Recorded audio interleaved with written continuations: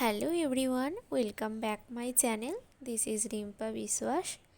আশা করি সবাই খুব ভালো আছেন, আমিও খুব ভালো আছি। দেখতেই পাচ্ছেন যে বটি নিয়ে আবার কি করছি।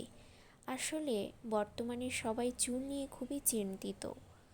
চুলটা আরও বেশি সফট এবং সিল্কি করার জন্য সকলে পার্লারে যান কেরাটিন এবং আরও অনেক রকম ট্রিটমেন্ট করার জন্য। সেক্ষেত্রে আমরা বাড়িতেই একটা ঘরোয়া উপায়ে নিজের চুলের যত্ন নিতে পারি। তো আমি প্রথমে ভেন্ডিগুলোকে টুকরো টুকরো করে কেটে নিয়েছি, ভেন্ডি বা ঢ্যাঁড়স যেটাই বলুন। তারপর সেটার মধ্যে একটা ফ্রেশ আয়রন মুক্ত জল নিয়ে নিয়েছি 1 গ্লাস মতো।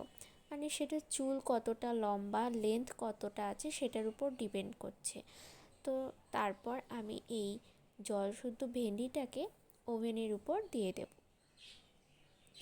ওভেনের ওপর মোটামুটি 5 থেকে 10 মিনিট রাখলেই ভেন্ডিটা সেদ্ধ হয়ে যাবে। সেদ্ধ হয়ে যাওয়ার পর তখন নামিয়ে নেব। যতক্ষণ না পর্যন্ত গ্রিন কালারের এরকম ফেনা হবে ততক্ষণ পর্যন্ত এটা ফোটাতে হবে, তাহলে ভেন্ডিগুলো পুরো সফট হয়ে যাবে।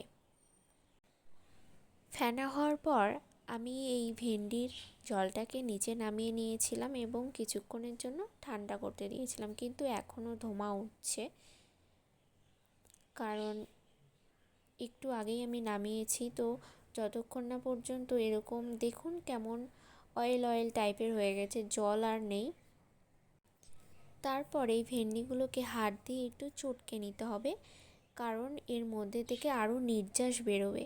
এই নির্যাসগুলো বার হওয়ার পর দেখবেন বেশ একটা জেল টাইপের একটা একটা নির্যাস তৈরি হবে। সেই নির্যাসটিকে এবার ছেঁকে নিতে হবে। অনেকে এটা মিক্সিতেও করে থাকেন, কিন্তু মিক্সিতে করার কোনো প্রয়োজনই নেই। যেটা আমাদের প্রয়োজন জেল, সেটাকেই আমাদের হাত দিয়ে সামান্য একটু চটকে নিলে বা মেখে নিলেই এটা জেলটা আমরা পেয়ে যাব।